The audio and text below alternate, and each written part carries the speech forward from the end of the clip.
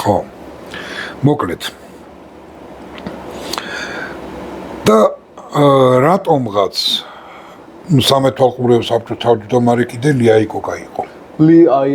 აიაკოკა. ვინც არ იცით, ეგ კაცი ვინ არის, უყურეთ Ford Mustang-ის, John Wick-ის Ford Mustang-ის ვიდეოს და იქიდან გაიგებთ. ხო.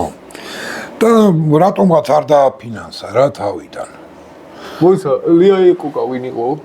მაგათი სამეთვალყურეო საბჭოს თავმჯდომარე. დოჯის კი არა, მთლიანად კრაისლერის. ხო. მაგ პერიოდში რა 90-იანი. ხო.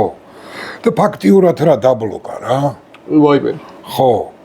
წარმოიდგინე რო არა სიჯიუტე, ხო? მაგ პიროვნებისა რა, ბობლუცის სიჯიუტე რომა რა. წარმოიდგინე რომ ეს შედევრი არ იარსებებდა. მე ვიტყვი. და ტიპი თავზე გადაახტა რა ამ ლიაიკოკას წარმოიდგინე და ადგა და აი თავისი იმითი იჩალიჩა რა, მაინდა ბოლოს დააფინანსა რა. ვაი მე რო იზოდე. ის წვითავდა გამიგე, ფული გამოეყო ბიუჯეტიდან თუ არა რა, ხვდები.